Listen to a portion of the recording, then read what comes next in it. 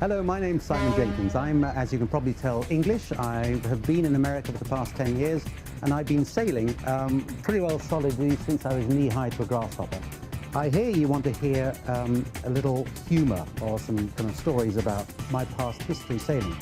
Certain things come to mind, such as, you know, I'd be sailing on a boat, and as a youngster, probably about 8 or 9, I have this vivid memory of a man looking like Captain Jack, with his iPad over his left eye, leaning out across the bow of the boat with me holding onto the anchor. And suddenly the anchor is dropped overboard. And there I am going overboard with the anchor. And there is this crusty old man, 65, 70, with his eye patch, looking like Captain Birdseye. I've got the boy!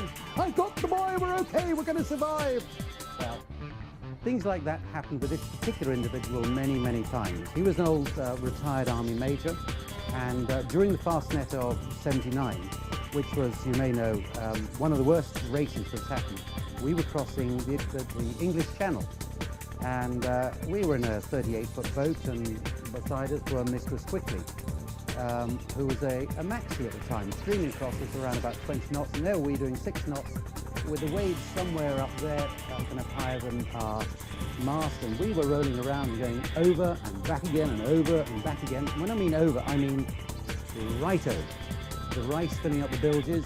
The rice, as you know, as sailors sometimes know when they're in the bilges, swells up and blocks everything up. Not a good scene to have. Anyway, so we actually made it, but the interesting thing about that is that 6 months later I sailed across the Atlantic, and between England and the Canaries we saw this life raft, this lifebuoy floating around in the sea, and so we went and picked it up. It belonged to a boat called Trophy, and Trophy was one of the boats that was lost in the Fastnet race, where all hands were lost. But it's one of these remarkable things that happen at sea. Am I the best sailor in the world? Hell no. Am I an enthusiastic sailor? Hell yes. And I want to see sailing promoted through this film, and really to generate some excitement for everyone. And what I like about it is in the Low Country. I live in Beaufort, probably the most gorgeous place in the world.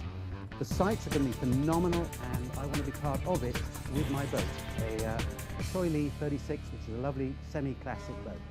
So I hope to see you out there.